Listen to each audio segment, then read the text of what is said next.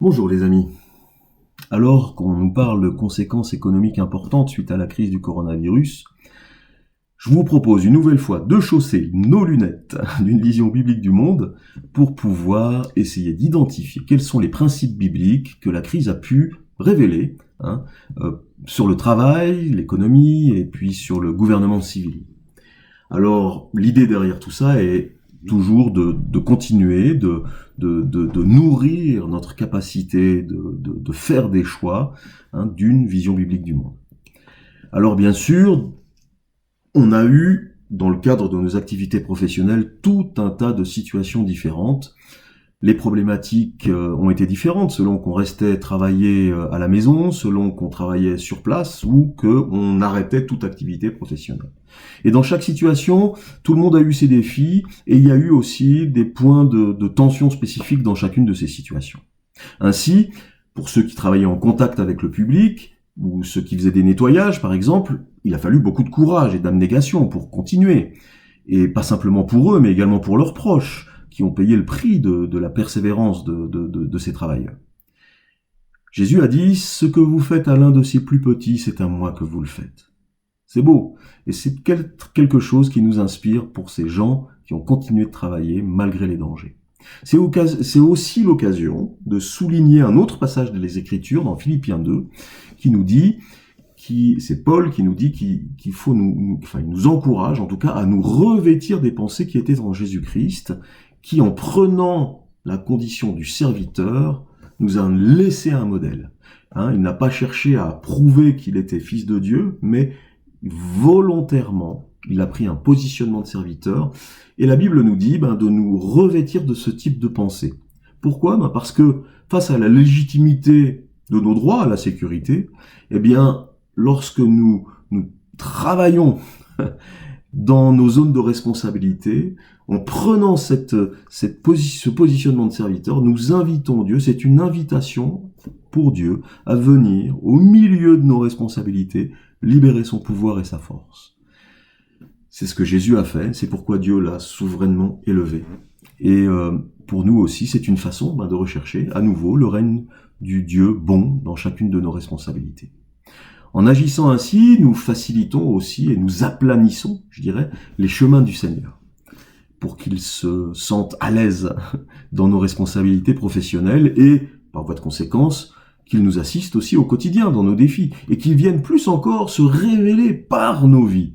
Et c'est sans doute de là que nous vient l'étymologie du mot chrétien. Alors pour ceux qui travaillaient depuis la maison, il a fallu beaucoup de conscience professionnelle et de motivation.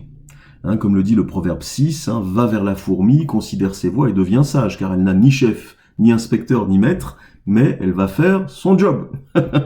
Et vous savez, dans ces situations-là, quand on travaille à la maison, parfois la pression du contrôle extérieur s'étant arrêtée, ça nous aide à réévaluer quelle est la force de notre gouvernement intérieur, le pourquoi on travaille. C'est important. Cette crise a permis de revisiter cette question, tout en restant sous son regard bienveillant. Et enfin, pour tous ceux qui sont restés sans activité cloîtrée, il a fallu une gestion avisée de ce temps qu'ils avaient. Et le psaume 90, verset 12, nous dit quelque chose d'extrêmement intéressant. Enseigne-nous à bien compter nos jours, afin que nous appliquions notre cœur à la sagesse.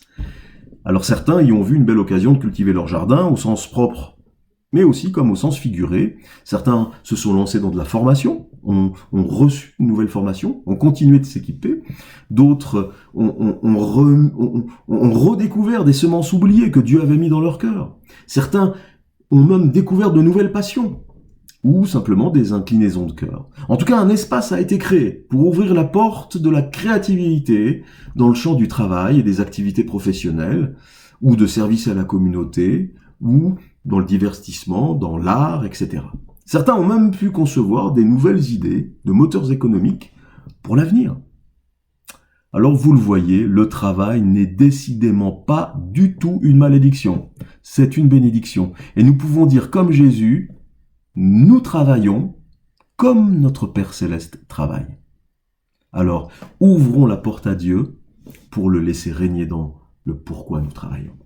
Cette crise nous a aidés à le faire et peut encore nous y aider. Au-delà de l'approche individuelle du travail, on réalise qu'il y a une autre catégorie de personnes qui a également vécu de façon intense cette crise. Ce sont les entrepreneurs, les responsables, les leaders. Et ceux-ci ont parfois dû prendre des décisions douloureuses, difficiles, parce que parfois, pour sauver 2 emplois, il a fallu en sacrifier un 3e. Et la crise, vous voyez, chamboule tout un tas de choses pour ceux qui doivent planifier, anticiper, décider, élaborer des stratégies pour sauver leur entreprise. Et d'autant plus que la crise, parfois, la prise de conscience de la crise a été progressive. Si on prend une analogie avec une ferme, d'abord on a cru qu'on avait à faire face à une tempête de neige un petit peu tardive. Alors bien sûr, quand c'est que ça, on reporte quelques activités et puis tout redevient rapidement normal. Mais on a réalisé que ensuite c'était peut-être un hiver qui se prolongeait et pas de simplement quelques jours mais de quelques mois. Et là forcément, on a dû réorganiser nos activités de façon à ce que quand le printemps reviendrait, on allait pouvoir à nouveau se mettre au travail. Mais ça a pu être également pire que cela. Ça a pu et ça peut l'être encore, être le début d'une mini-ère glaciaire, où là carrément il va falloir redéfinir ce qu'on fait de notre ferme, de notre bétail, de nos champs quand on peut plus y semer quelque chose à cause de la neige.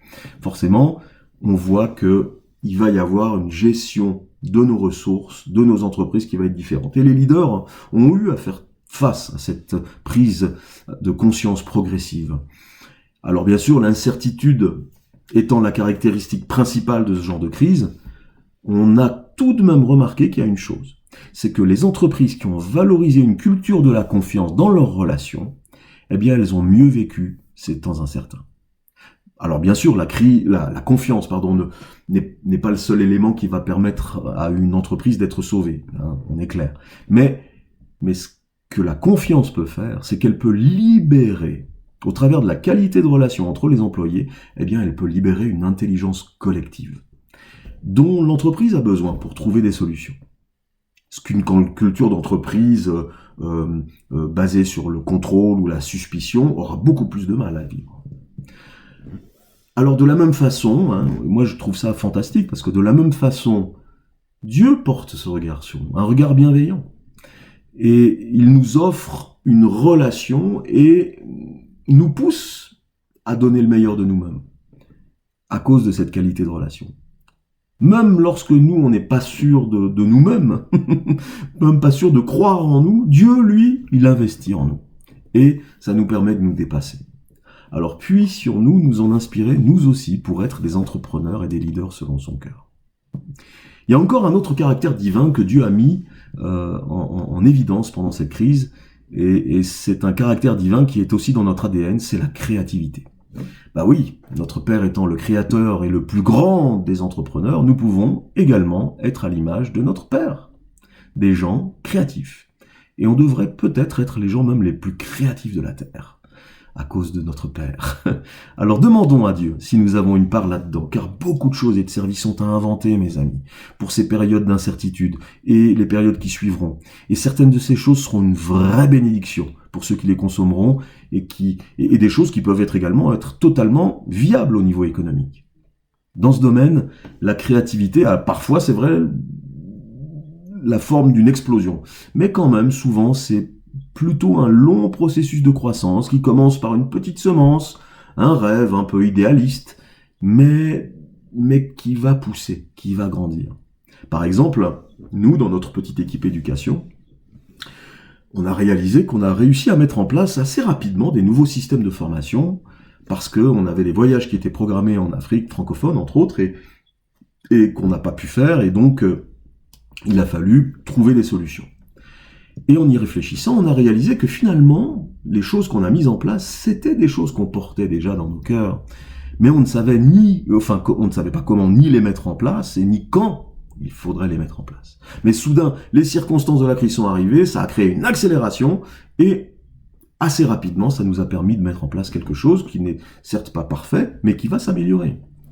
Alors, quels que soient les rêves que vous portez, mes amis, certains ont peut-être l'air même d'être un peu hors cadre, mais ce sont peut-être les clés de lendemains bénis et bénissants. Alors, les amis, soyons créatifs.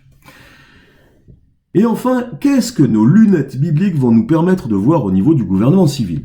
Alors si plus que jamais l'État, et la Bible le dit, est au service de la protection de la communauté, il y a eu de bonnes décisions, c'est vrai, qui se sont appuyées sur la responsabilité individuelle, familiale, entrepreneuriale, mais il y a eu aussi de mauvaises décisions, des actions plus coercitives, et là on a vu vraiment se révéler des cultures différentes selon les pays dans lesquels on était. Alors on est tous d'accord, il y a des pays où il faisait quand même bon être pendant cette crise, plutôt que dans d'autres pays. Euh, Cela aussi a permis de révéler une chose, c'est que parfois on a des attentes déraisonnables, car l'État ne peut pas remplacer Dieu. Et j'ai l'impression, alors c'est une approche toute personnelle, mais j'ai l'impression qu'il me semble que la perte de la foi en Occident est corrélative à une hypertrophie de l'État. Les hommes, en quelque sorte, ont fait de l'État un petit Dieu. Mais le problème, c'est que jouer à Dieu, c'est pas facile parce qu'il faut un gros porte-monnaie. Parce qu'il faut beaucoup de ressources. Et dans ces cas-là, qu'est-ce qui se passe? La croissance économique est la clé de la capacité de l'État à remplir son porte-monnaie. Et forcément, ça va avoir tendance à pousser l'État à considérer les individus en tout premier lieu comme des producteurs et des consommateurs. Parce qu'ils savent, l'État sait que plus il va y avoir de la croissance, plus le porte-monnaie va grossir. Mais cela dit, cela appauvrit terriblement la vision de l'homme et ampute l'image merveilleuse de Dieu qu'il a mise en chacun d'entre nous. Alors, que Dieu nous aide, parce que il se pourrait aussi, plus dramatiquement, que cette hypertrophie soit un jour un danger pour l'avenir de nos démocraties. Que Dieu vous bénisse. À bientôt.